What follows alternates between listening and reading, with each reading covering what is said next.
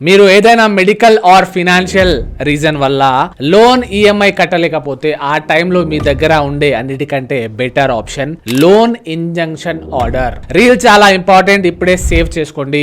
మీరు లోన్ కట్టలేని పరిస్థితుల్లో ఉన్నారు అండ్ బ్యాంక్ రికవరీ ఏజెంట్స్ మీకు కాల్ చేసి కట్టమని ప్రెషర్ చేస్తున్నారు, మీ చుట్టాలకు కాల్ చేస్తున్నారు. అయితే మీరు కోర్టును సంప్రదించి లోన్ ఇంజంక్షన్ ఆర్డర్ తీసుకోండి. దీనివల్ల మీకు లోన్ కట్టడానికి టైం దొరుకుతుంది, లోన్ సెటిల్మెంట్ కూడా జరుగుతుంది. మీ మ్యాటర్ కోర్టులో ఉండగా మీకు ఎవరు కాల్ చేసి లేదా మెసేజ్ చేసి ఆర్ డైరెక్ట్లీ అయినా సంప్రదించలేరు.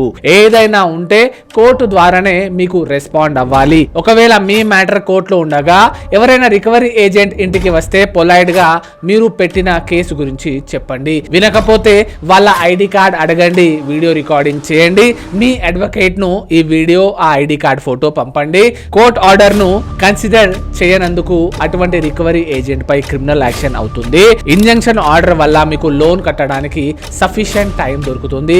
రికవరీ ఏజెంట్ హరాస్మెంట్ తో పాటు లోన్ 20-30% లో సెటిల్మెంట్ జరిగే అవకాశం చాలా ఉంది. కొన్ని లోన్ యాప్స్, కొన్ని బ్యాంక్స్, ఎన్బిఎఫ్సి వాళ్ళు తెలివిగా ఫేక్ సెటిల్మెంట్ లెటర్స్ సెండ్ చేస్తున్నారు.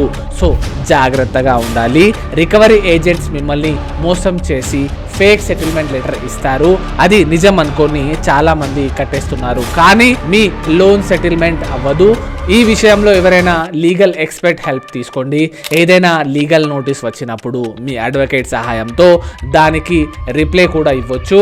ఇలా చేసి మీ లోన్ రీపేమెంట్ అండ్ సెటిల్మెంట్ ఒక స్మూత్ ప్రాసెస్లో చేయొచ్చు. మీ లోన్ ఎంత ఉన్నా భయపడే అవసరమే లేదు. చట్టం మీ తోడుగా ఉంటుంది. For more do follow. Thank you so much.